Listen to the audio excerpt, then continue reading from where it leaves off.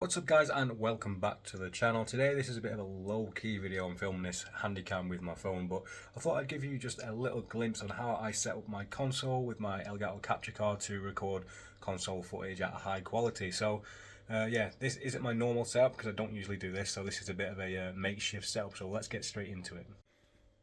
So essentially this is where all the hardware is, but it's not about the setup for here, this is just about convenience. So we're using the Elgato Key Light Air there just because it's more easy to maneuver around than the full key light. So this is typically what I use to film VR and console stuff down here. So these things are great. I have two of these. I'm only using the one today. So we have the PS5 down there, which is currently in its home where it's been for the last 2 years, gathering dust in a sense, but it's getting played. It just is generally covering in dust. So we have that connected up to the Asus laptop there, which is where we capture all the footage onto.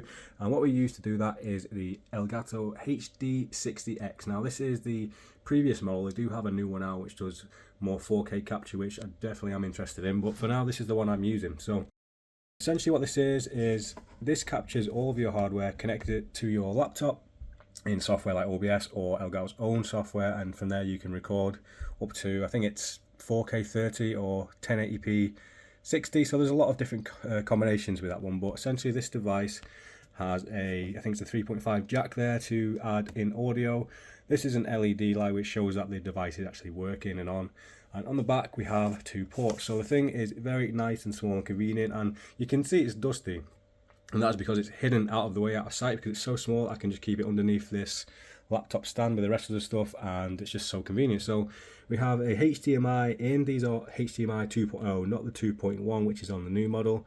So HDMI in, HDMI out, and a USB-C to power this. So you plug the USB-C into this and the other end into your laptop, preferably into a USB-C port to get the most out of it. I use a Thunderbolt port, I think, in my Anchor dock here. The HDMI in goes from your console straight to this, and the HDMI out cable goes into your TV or monitor or whatever you're capturing it on. So it's such a little small thing that you can just hide out of the way and just have it to do all the magic for you. So in today's recording, we're actually going to be starting and checking out this new Silent Hill short message over on the YouTube channel.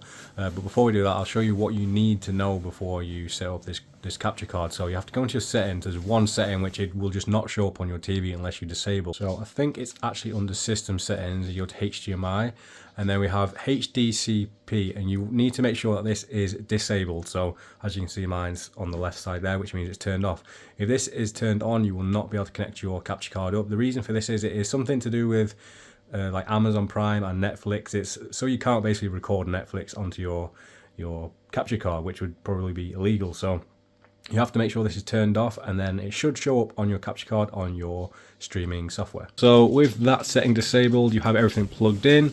I can see it's on the TV, and now if I come over to my laptop screen and over to OBS, we can see that the screen is replicated now on my laptop screen, which is great. So I'll just take you through a quick look at the settings and how to set up the devices. So normally what I would do here is I would do this on a screen recording, or I would just start a whole new scene. So I'm not going to do that today. I'm going to tell you what you do. So this is your sources box. You might have it differently on Streamlabs or how you've got it set out, but basically you have to add a new source by clicking this button and then selecting what you want to add. So the Elgato capture card actually comes under a video capture device. So let's just say I click that.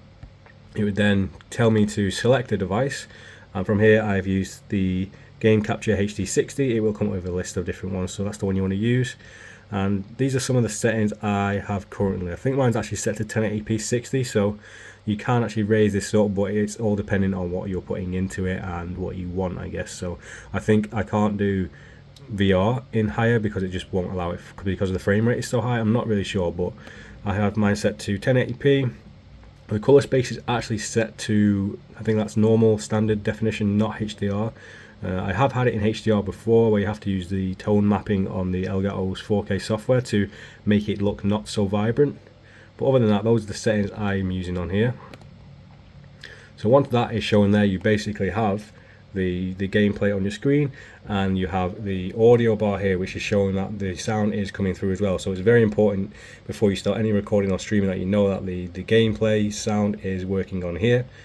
And then you can add your microphone, which I haven't actually plugged mine in yet. I'm using the DJI mic for this, which isn't plugged in, but then your webcam if you're using a webcam. So I'm using the Elgato face cam, which is also not properly plugged in right now, but that is how you do it. So basics, once you have your capture card showing, you have your mic and your webcam, you're essentially good to go. You can either stream or record from here if you have it already set up. So it's just a brief look, it's not the most educated look, but I just wanted to show you guys how simple it is to set up a capture with the Elgato HD60 X, and that only took me a few minutes. So yeah, great device. Can't wait to check out the new one as well. So I guess I'm gonna go and record the gameplay now. So if you want to see how that turned out, I guess that will be up on the channel very soon with Silent Hill: A Short Message.